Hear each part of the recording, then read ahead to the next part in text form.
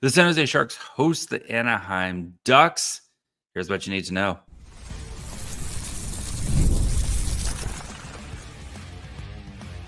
You're Locked On Sharks, your daily podcast on the San Jose Sharks, part of the Locked On Podcast Network, your team every day. Hello, welcome to Locked On Sharks, the premier hockey podcast covering your favorite team in the Bay Area. My name is JD Young, caretaker at the Reef, also the co-host of Locked On NHL. I want to thank you for making Locked On Sharks your first listen. Proudly part of the Locked On Network. We cover your team every day. If you want to be an everydayer, all you have to do is just follow along wherever you get podcasts. And of course, you can watch on YouTube as well. And we continue to do our 10-minute previews as the San Jose Sharks host the Anaheim Ducks in Game 2 of the season. So we'll get to know the Ducks, kind of look at what their stats were last year, what type of team we're expecting, look at the lineup, projected lineups for both teams, and then what to watch for in this game, as there is plenty to watch for from the San Jose Sharks perspective. So let's get to it. Ducks last year finished 35, 37, and 10. Of course, your San Jose Sharks were 20, 50, and 12. Goals for per game last year. Two struggling offenses last year. 2.65 goals for 30th overall for the Ducks. 3.18 goals allowed.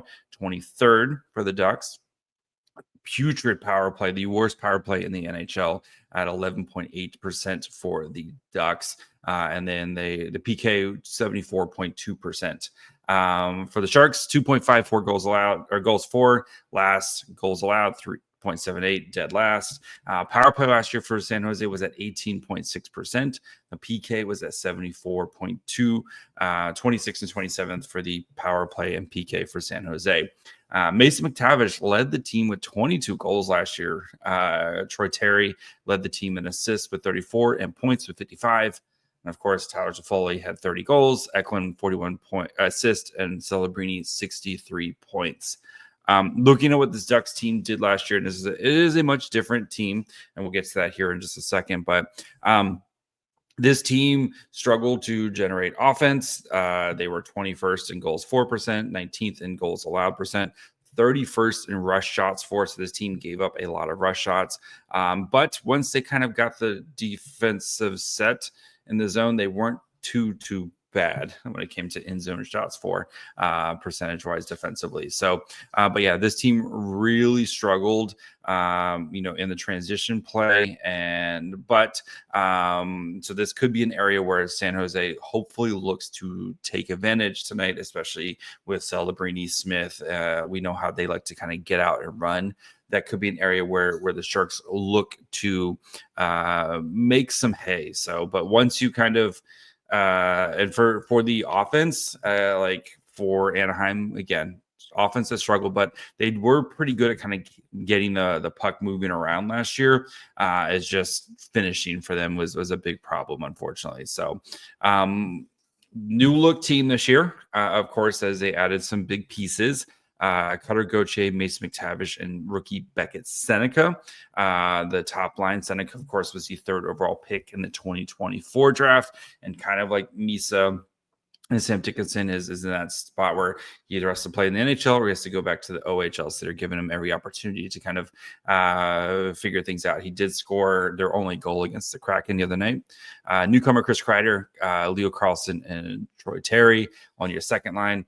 Frank Vetrano, old friend Mikael Granlund, and Killorn on the third, and then Johnston, Poling, and Colangelo on the fourth line. Defensively, Jackson Lacombe, who just got paid with Radko Gudas. We know Gudas not afraid to throw the body around. Zellweger and Trouba, another guy who not afraid to throw the body around. And Minchikov and Hellison on the third pair with Dostal and Mrazek in net. I didn't see who's starting for the Ducks, but if Dostal's starting, like that is a big advantage for them because they're pretty good. Dostal's pretty good. So, but of course, for the San Jose Sharks, Kershev, Celebrini, Smith, like the forward lines are going to be the same from what we saw the other night. Kershev, Celebrini, Smith, their top line. Eklund, Wenberg, Toffoli, Skinner, Delandria, Colin Graff, Goodrow, Gaudette, and Brian Reeves. Mario Faro, Liljegren, Nick Leddy, Klingberg. And then actually, instead of Orlov, it will be instead of Mukmadul and Sam Dickinson will make in his season or NHL debut.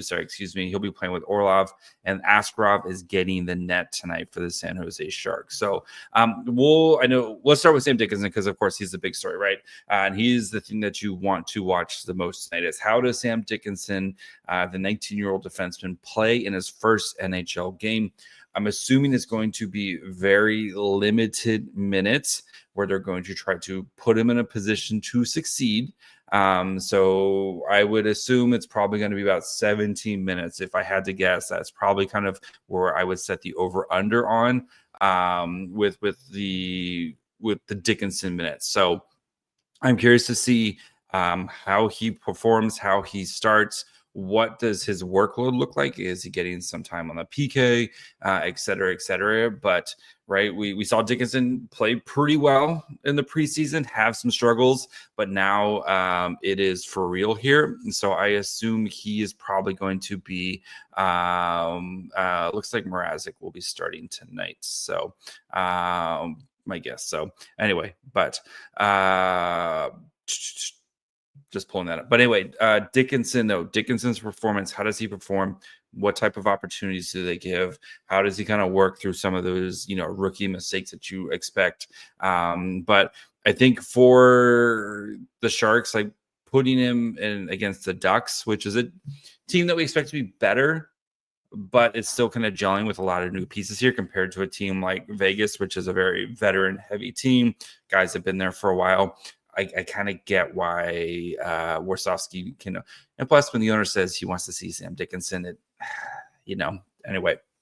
So Sam Dickinson, what to watch for? Of course, Askarov getting the start. We know what happened with Nedeljkovic at the end of the game when he lost his mind. So how does Askarov? This is a good opportunity for Askarov to kind of come in and take an early claim on the net. And we know, we expect it to be pretty even early in the season here, but I think Askarov has a big opportunity, especially the way that that game ended, left a really sour taste in every Sharks fan's mouth. If Askarov can come in here and play well, perform well, keep things maybe a little bit calmer, not Askarov style, but if Askarov can, I think Askarov can kind of come out of the weekend looking really good if he can play up to the level that we know Askarov is capable of playing. So, and I want to see this top line, right? Celebrini, Smith, Kershev, little quiet at times. I think you're going to have a better opportunity to kind of make some noise against this top line of the Anaheim Ducks. And I expect a big game from this line. We know Celebrini's kind of still working it into, form after missing most of the preseason with an illness or ailment or whatever it was. So I want to see how this line continues. We all saw flashes, right? Want to see how this line continues to kind of grow and progress. But I actually feel really good about the Sharks' chances tonight. So I'm going to pick the San Jose Sharks to win 4-2. I think Celebrini gets his first goal. I think Askarov plays really well.